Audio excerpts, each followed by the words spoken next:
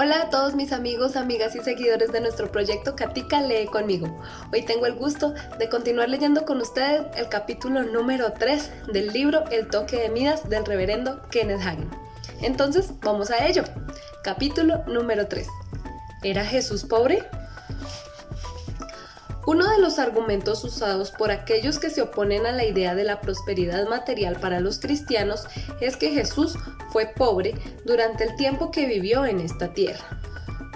Dicen que vivió una vida empobrecida, desde el momento en que nació en un establo y fue puesto en un pesebre, y durante su ministerio, cuando no tuvo una casa, hasta que fue crucificado y enterrado en una tumba prestada. La idea de la pobreza de Jesús ha sido repetida tan frecuentemente y transmitida por tanto tiempo que la mayoría de la gente nunca se detiene a cuestionarla y a ver si es válida bíblicamente. Pero eso no la hace correcta. De hecho, creo que esta enseñanza comúnmente aceptada es totalmente contraria a la clara enseñanza de la Biblia. La verdad es que Jesús no vivió de manera alguna con una vida desprovista, inferior, indigente, necesitada, empobrecida, débil, de escasez, digna de lástima o insuficiente. Esos términos son todos usados para definir el significado de la palabra pobre. Sí, la noche en que Jesús nació, José y María tuvieron que albergarse en un establo. Envolvieron a Jesús en pañales y lo recostaron en un pesebre. Pero en ningún lugar de los evangelios dice que estaban en un establo porque no tenían suficiente dinero para rentar una habitación. En ese tiempo, en particular, se había reunido tanta gente en el pequeño pueblo de Belén para el censo decretado por el emperador romano Augusto César que no había habitación en el mesón. En otras palabras, cuando José y María llegaron, todos los hoteles tenían un aviso que decía "no hay habitaciones". Así que el no haber encontrado una habitación en la congestionada Belén ciertamente no fue una señal de pobreza. Prosigamos para ver los dos principales pasajes usados para sustentar la idea de que Jesús era pobre. Y le dijo Jesús: las zorras tienen guaridas y las aves de los cielos nidos, mas el Hijo del Hombre no tiene dónde recostar la cabeza. Lucas 9:58.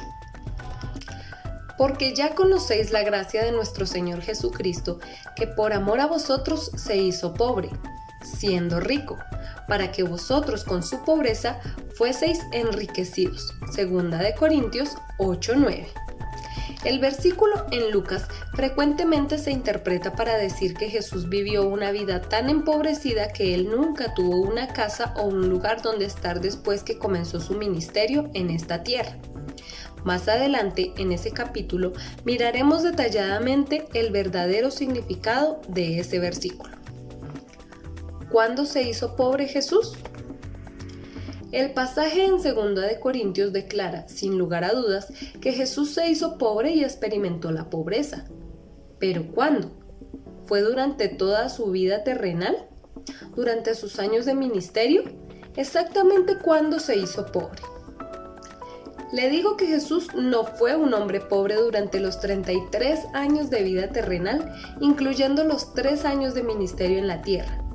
Él fue hecho pobre en la cruz cuando tomó nuestro lugar como sustituto y pagó el castigo y precio por nuestro pecado. Isaías 53, el gran capítulo sustitucionario de la Biblia, nos habla de cómo Jesús llevó nuestros pecados y todo lo relacionado con estos. Tomó sobre sí mismo lo que nos pertenecía para que pudiéramos recibir lo que le pertenecía a Él. Ciertamente llevó nuestras enfermedades y sufrió nuestros dolores, y nosotros le tuvimos por azotado, por herido de Dios y abatido. Mas el herido fue por nuestras rebeliones, molido por nuestros pecados. El castigo de nuestra paz fue sobre él, y por su llaga fuimos nosotros curados. Con todo eso, Jehová quiso quebrantarlo, sujetándolo a padecimiento. La Biblia amplificada dice: sujetándolo a padecimiento y haciéndolo enfermo. Cuando haya puesto su vida en expiación por el pecado, verá linaje, vivirá por largos días, y la voluntad de Jehová será en su mano prosperada. Isaías 53, versículos 4 al 6 y versículo 10. La palabra traducida paz en el versículo 5 es la palabra hebrea shalom, la cual tiene los siguientes significados y connotaciones: seguridad, bien, felicidad, bienestar, salud, prosperidad y descanso. En otras palabras, este pasaje nos dice que Dios le permitió a Jesús llevar nuestras enfermedades y dolencias para que por sus llagas tuviéramos sanidad, paz, seguridad, bienestar, felicidad, descanso y prosperidad. Hay otros versículos acerca de la sustitución que son importantes considerar. Al que no conoció pecado, Jesús, por nosotros, Dios lo hizo pecado, para que nosotros fuésemos hechos la justicia de Dios en él. 2 Corintios 5:21. Cristo nos redimió de la maldición de la ley, hecho por nosotros maldición, porque está escrito: maldito todo el que es colgado en un madero, para que en Cristo Jesús la bendición de Abraham alcanzase a los gentiles, a fin de que por la fe recibiésemos la promesa del Espíritu Santo. Gálatas 3:13 y 14. En el Calvario, Cristo tomó la enfermedad para proveernos salud. Fue hecho pecado para que pudiéramos ser hechos justicia de Dios. Fue hecho maldición para que pudiéramos recibir bendición. Miremos nuevamente 2 Corintios 8:9. Porque ya conocéis la gracia de nuestro Señor Jesucristo, que por amor a vosotros se hizo pobre, siendo rico, para que vosotros con su pobreza fuiseis enriquecidos. Vemos que por su sacrificio en la cruz, Jesús tomó nuestra pobreza para proveernos las riquezas de su gracia. Él se hizo pobre para que fuéramos ricos, lo cual significa provisión abundante. ¿Cuándo llevó Jesús el pecado, la enfermedad, la maldición y la pobreza? En la cruz. Hizo esto para que pudiéramos recibir salud, justicia, bendición y prosperidad. Tomó el castigo que nos pertenecía para que pudiéramos recibir las bendiciones que le pertenecen a Él. La razón por la cual estoy tan seguro de que esto es lo que dice la Escritura es porque cuando los evangelios son examinados apropiadamente y se estudian en forma correcta, no pintan a Jesús como un individuo golpeado por la pobreza. Todo lo contrario, Jesús es visto como un hombre cuyas necesidades fueron suplidas y que estaba involucrado regularmente en suplir las necesidades de otros. Presentes de su tesoro. Empecemos por el mismo principio de la vida de Jesús. Siendo un niño muy pequeño, recibió algunos regalos muy costosos y valiosos de los hombres sabios o magos que viajaron desde Persia para encontrar y adorar al recién nacido, el rey de los judíos, cuya estrella habían visto en el oriente. El relato del Evangelio aclara que los regalos que le trajeron no eran cualquier baratija. Y al entrar en la casa, vieron al niño con su madre María y postrándose lo adoraron. Y abriendo sus tesoros, le ofrecieron presentes: oro, incienso y mirra. Mateo 2:11. Otras traducciones del mismo versículo confirman que los hombres sabios trajeron regalos caros y valiosos. La traducción Williams se refiere a sus sacos del tesoro, y la Biblia amplificada dice bolsas del tesoro. La traducción del lenguaje moderno dice cofres del tesoro. El Nuevo Testamento del siglo XX dice tesoros, mientras que la traducción Knox se refiere al depósito de tesoros. Herodes, el rey a quien las autoridades romanas le habían permitido ser el gobernador judío local, tenía muchos celos y sospechas acerca de este rey infante que posiblemente lo destronaría un día. Así que ordenó la matanza de todos los niños varones menores de 2 años en la región de Belén. Siendo avisado en sueños por un ángel, José tomó a María y al bebé Jesús y huyeron de noche en una larga jornada a Egipto. Así que es posible, aún probable, que la prosperidad de los regalos de los hombres sabios ayudaran a la familia de Jesús en su traslado a Egipto y que quizás los hayan sostenido todos los meses que permanecieron allá. Jesús tenía personas que apoyaban su ministerio. Cuando Jesús dio inicio a su ministerio público, llamó a 12 discípulos para que viajaran con él por 3 años. Él y su pequeño grupo viajaron por toda Palestina, a través de la región de Galilea, bajando por el río Jordán hasta las montañas de Judea y a Jerusalén. Aún en esos días, cuando viajar significaba caminar o montar un animal, algunas veces dormir bajo el cielo abierto o buscar abrigo en las casas de los amigos, mantener esa cantidad de gente en camino debió involucrar un gasto considerable. Comida y vestido para una docena o más personas. Día tras día, semana tras semana, requería que tuviera suficientes fondos para pagar su viaje. ¿De dónde vino el dinero? La Biblia nos cuenta que Jesús tenía personas que lo apoyaban económicamente en su ministerio, quienes le ayudaban para su sostenimiento. Aconteció después que Jesús iba por todas las ciudades y aldeas, predicando y anunciando el evangelio del reino de Dios, y los 12 con él. Y algunas mujeres que habían sido sanadas de espíritus malos y de enfermedades, María, que se llamaba Magdalena, de la que habían salido 7 demonios, Juana, mujer de Chuza, intendente de Herodes, y Susana, y otras muchas que le servían de sus bienes. Lucas 8, 1 al 3. Observe lo que dice el versículo 3, en otras traducciones. La versión West dice: y otras, muchas de ellas, quienes eran de tal naturaleza que se mantenían supliéndole a ellos, de lo que ellas poseían, con comida y las otras necesidades de la vida. La traducción Williams interpreta el versículo: y muchas otras mujeres, quienes continuaban contribuyendo para sus necesidades de sus recursos personales. La traducción Phillips dice: y muchas otras quienes usualmente buscaban su comodidad, la de Jesús, de sus propios recursos. ¿Suena esto como si Jesús y sus discípulos eran pobres y destituidos o una banda viajera de mendigos que vivían afuera de la ciudad a pan y agua? Por supuesto que no. Sus necesidades fueron suplidas a través de la generosidad de muchos que fiel y consistentemente apoyaron su ministerio financieramente. ¿Era Jesús una persona sin casa? Contrario a la manera tradicional de pensar, Jesús tenía un lugar de residencia. El pasaje más frecuentemente citado por las personas que intentan probar que Jesús nunca tuvo una casa o una residencia se encuentra en Lucas 9. Leamos todos los versículos relacionados en contexto. Como se acercaba el tiempo de que fuera llevado al cielo, Jesús se hizo el firme propósito de ir a Jerusalén. Envió por delante mensajeros que entraron en un pueblo samaritano para prepararle alojamiento, pero allí la gente no quiso recibirlo porque se dirigía a Jerusalén. Cuando los discípulos Jacobo y Juan vieron esto, le preguntaron: Señor, ¿quieres que hagamos bajar fuego del cielo para que los destruya?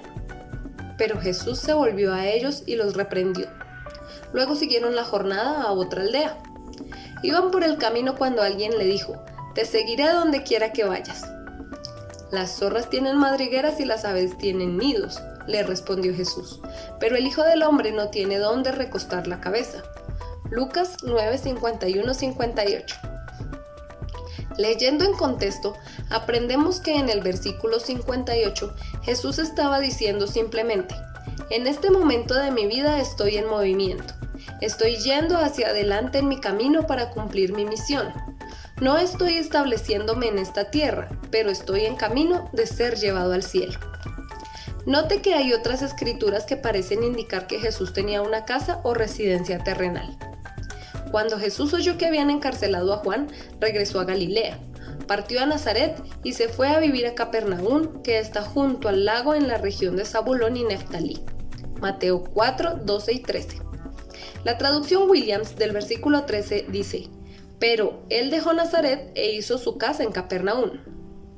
West traduce el mismo versículo: y habiendo abandonado Nazaret, él estableció su casa permanente en Capernaum. Ahora, mire Mateo 9:1, dice: subió Jesús a una barca, cruzó al otro lado y llegó a su propio pueblo. Nueva versión internacional. Williams traduce este versículo: y él subió a un bote y cruzó al otro lado y se fue a su propio pueblo. La versión West dice: y habiendo subido al bote, él atravesó y llegó a su propia ciudad. ¿Cómo puede alguien tener su propio pueblo y su propia ciudad si no vive allí? ¿Y cómo vive allí si no tiene un lugar para vivir? Marcos 2:1 también es muy interesante. Dice: unos días después, cuando Jesús entró de nuevo en Capernaum, corrió la voz de que estaba en casa. Nueva Versión Internacional. En la versión Williams, este versículo dice: después de algunos días, él regresó a Capernaum y se reportó que estaba en casa.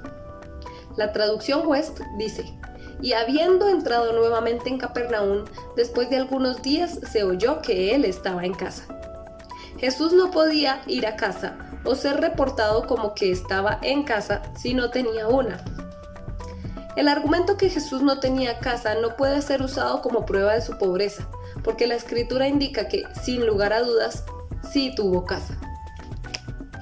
Pescando oro. Hay otras indicaciones bíblicas de que Jesús no vivió una vida golpeada por la pobreza. Por ejemplo, cuando fue necesario, el poder milagroso de Dios operó a través de Jesús para suplir sus necesidades y las necesidades materiales de otros. Cuando vinieron a Capernaum, los colectores del medio ciclo de impuesto del templo fueron a Pedro y dijeron: ¿tu maestro no paga el impuesto? Él dijo: sí. Y cuando él vino a casa, Jesús le habló primero diciendo: ¿qué crees, Simón? ¿De quién toman los reyes de la tierra el tributo o los impuestos? ¿De sus hijos o de otros? Y cuando él dijo: de otros, Jesús le dijo: luego los hijos son libres.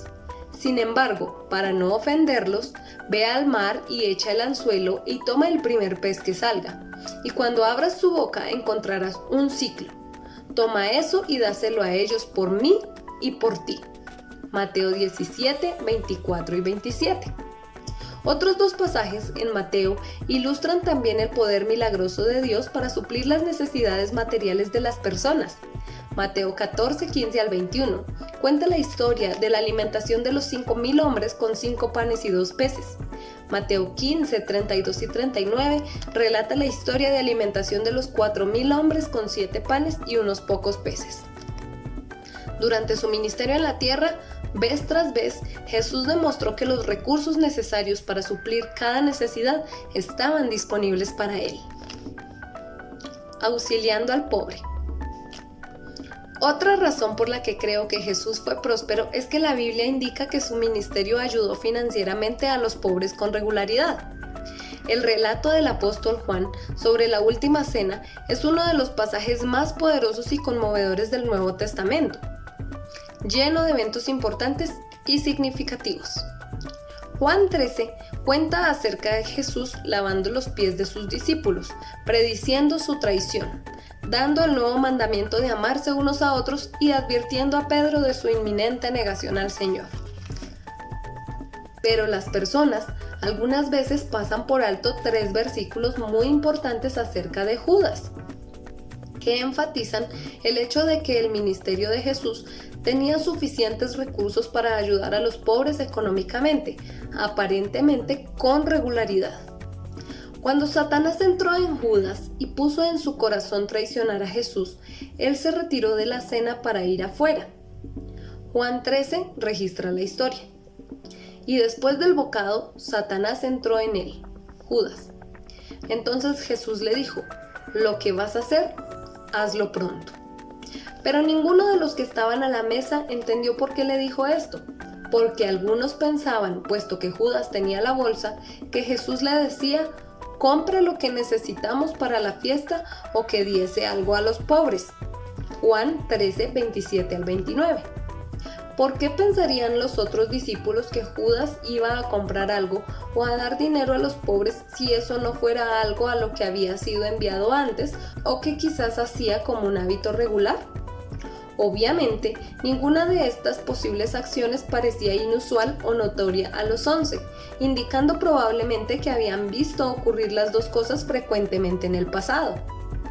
Comprar provisiones para la fiesta y dar a los pobres eran aparentemente eventos comunes para los discípulos, y una persona no puede hacer ninguna de estas dos cosas sin dinero. Judas el tesorero.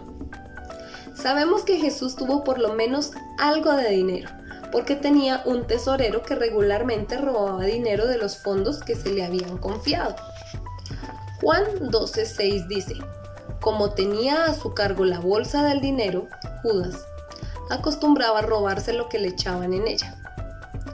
La traducción Williams del mismo pasaje dice: Como el que llevaba la bolsa de los 12, él tenía el hábito de tomar lo que era puesto allí. Creo que es razonable asumir que la gente pobre, sin un centavo o destituida, no tiene un tesorero o una persona encargada de cargar su dinero consigo.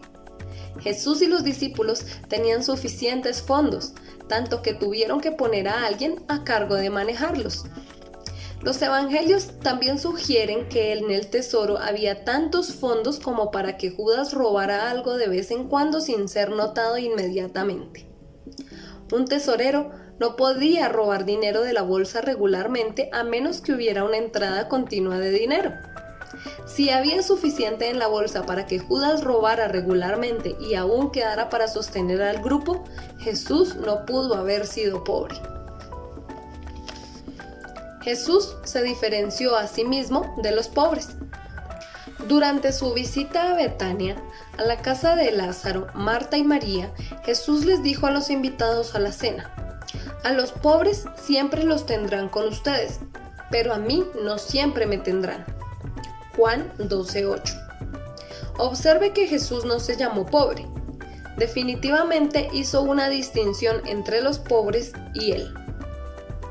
Algunas personas han pensado erradamente que esta afirmación implicó que Jesús estaba diciendo que ayudar a los pobres no es importante. Sin embargo, la referencia del Antiguo Testamento que él estaba citando declara firmemente que esto no fue lo que quiso decir. Deuteronomio 15:11 dice: «Gente pobre en esta tierra siempre la habrá. Por eso te ordeno que seas generoso con tus hermanos hebreos y con los pobres y necesitados de tu tierra». Nueva versión internacional. En efecto, Jesús estaba diciendo que siempre habrá gente pobre que necesita ayuda y deben ayudarlos tanto como puedan. Pero solo voy a estar aquí por un corto tiempo y esta mujer, quien ungió sus pies con un perfume costoso, aprovechó esta limitada oportunidad. Siempre van a tener oportunidades de ayudar a los pobres, pero no estaré aquí por mucho tiempo. El punto es que no se identificó ni una vez como uno de los pobres. Él no dijo: «Siempre habrá personas pobres como yo». En lugar de esto, hizo una distinción definitiva entre los pobres y él. Perfume muy costoso. Encontramos otra indicación bíblica que Jesús no fue pobre en el hecho de que a él no le molestó en lo más mínimo cuando un perfume que valía un año de salario se usó para ungir sus pies. Examinemos esta historia como está escrita en la Biblia. 6 días antes de la Pascua, llegó Jesús a Betania, donde vivía Lázaro, a quien Jesús había resucitado. Allí se dio una cena en honor de Jesús. Marta servía y Lázaro era uno de los que estaban en la mesa con él. María tomó entonces como medio litro de nardo puro, que era un perfume muy caro, y lo derramó sobre los pies de Jesús, secándoselos luego con sus cabellos. Y la casa se llenó de la fragancia del perfume. Judas Iscariote, que era uno de sus discípulos y que más tarde lo traicionaría, objetó: «¿Por qué no se vendió este perfume que vale muchísimo dinero, un año de salario, para dárselo a los pobres?» Dijo esto no porque se interesara por los pobres, sino porque era un ladrón, y como tenía a su cargo la bolsa del dinero, acostumbraba a robarse lo que echaban en ella. «Déjala en paz», respondió Jesús. «Ella ha estado guardando este perfume para el día de mi sepultura. A los pobres siempre los tendrán con ustedes, pero a mí no siempre me tendrán». Juan 12:1-8. Un hombre pobre que no está acostumbrado a tener nada, raramente tendría una actitud relajada frente a un año de salario derramado sobre sus pies. Pero Jesús no se intimidó. No se preocupó o se sintió incómodo en lo más mínimo por el valor del perfume que María usó para ungir sus pies. ¿Cómo pudo ser esto? Piense en quién era Jesús realmente. Jesús era y es el creador del universo y de este mundo. El Evangelio de Juan declara: «Todas las cosas por él fueron hechas y sin él nada de lo que ha sido hecho fue hecho». Juan 1:3. Colosenses 1:16 proclama: porque en él fueron creadas todas las cosas, las que hay en los cielos y las que hay en la tierra, visibles e invisibles, sean tronos, sean dominios, sean principados, sean potestades. Todo fue creado por medio de él y para él. Ahora, considere la casa real de Jesús, el lugar que creó para sí mismo y eventualmente para que la habitáramos. Recuerde, cada uno se esfuerza por hacer de su casa un sitio agradable para su gusto, un lugar que sea cómodo para vivir. La casa de Él nos fue descrita en el libro de Apocalipsis. La ciudad santa, Jerusalén, que bajaba del cielo procedente de Dios, resplandecía con la gloria de Dios y su brillo era como la de una piedra preciosa, semejante a una piedra de jaspe transparente.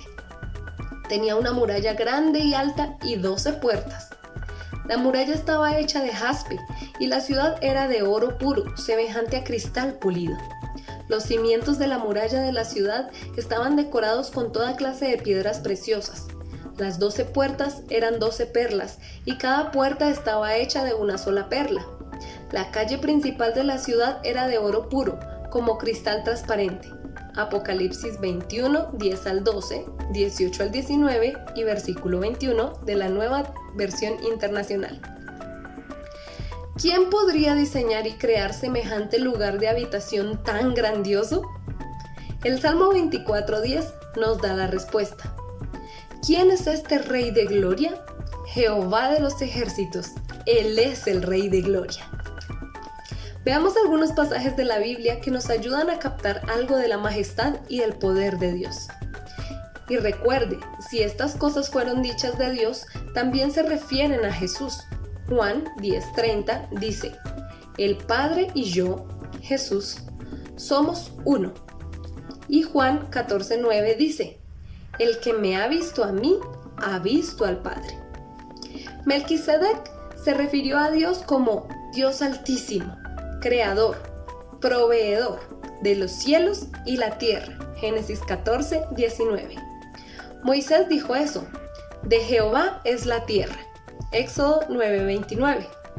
Josué dijo, Dios es Señor de toda la tierra. Josué 3:11. El rey David dijo, tuyos son, Señor, la grandeza, el poder, la gloria, la victoria y la majestad. Tuyo es todo cuanto hay en el cielo y en la tierra. Tuyo también es el reino y tú estás por encima de todo. De ti proceden las riquezas y el honor. Tú lo gobiernas todo. En tus manos están la fuerza y el poder y eres tú quien engrandece y fortalece a todos. Primera de Crónicas 29, 11 al 12, Nueva Versión Internacional. Dios, hablándole a Job de sí mismo, dice, ¿y quién tiene alguna cuenta que cobrarme? Mío es todo cuanto hay bajo los cielos. Job 41, 11, Nueva Versión Internacional. El salmista David declara, de Jehová es la tierra y su plenitud, el mundo y los que en él habitan. Salmo 24:1. También afirmó, la tierra está llena de sus beneficios, riquezas. Salmo 104:24. Dios dijo de sí, porque mía es toda bestia del bosque y los millares de animales en los collados. Conozco a todas las aves de los montes y todo lo que se mueve en los campos me pertenece. Si yo tuviese hambre, no te lo diría a ti, porque mío es el mundo y su plenitud.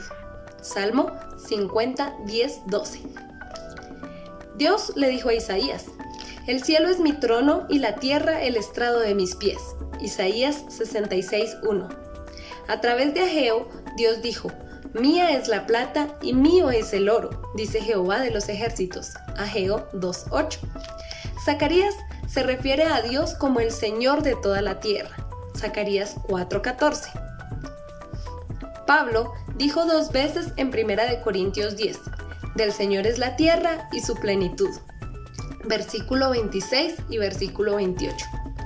Escribiendo en Filipenses, Pablo dijo que Jesús, siendo en forma de Dios, no estimó el ser igual a Dios como cosa a que aferrarse, sino que se despojó a sí mismo tomando forma de siervo, hecho semejante a los hombres, y estando en la condición de hombre, se humilló a sí mismo, haciéndose obediente hasta la muerte y muerte de cruz. Por lo cual Dios también lo exaltó hasta lo sumo y le dio un nombre que es sobre todo nombre, para que en el nombre de Jesús se doble toda rodilla de los que están en los cielos y en la tierra y debajo de la tierra, y toda lengua confiese que Jesucristo es el Señor, para gloria de Dios Padre. Filipenses 2, 6 al 11.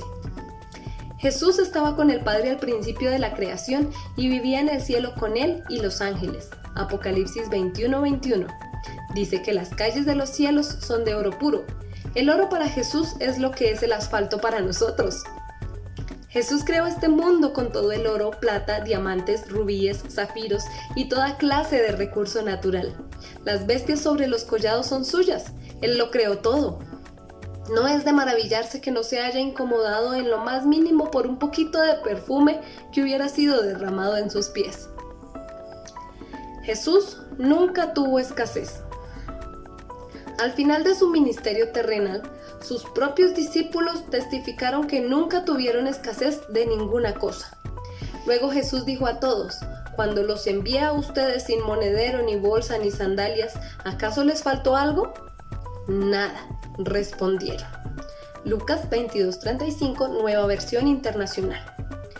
Si los discípulos testificaron que no habían experimentado escasez mientras cumplían con las tareas del ministerio, podemos asumir que tuvieron un suministro completo y abundante provisión. Por poco que hayan tenido, tuvieron suficiente, un suministro adecuado para sus necesidades. Y eso no es pobreza. Jesús usó ropas finas. Cuando fue crucificado, su ropa fue lo suficientemente fina para que los soldados se disputaran y apostaran por su túnica. Cuando los soldados hubieron crucificado a Jesús, tomaron sus vestidos e hicieron 4 partes, una para cada soldado.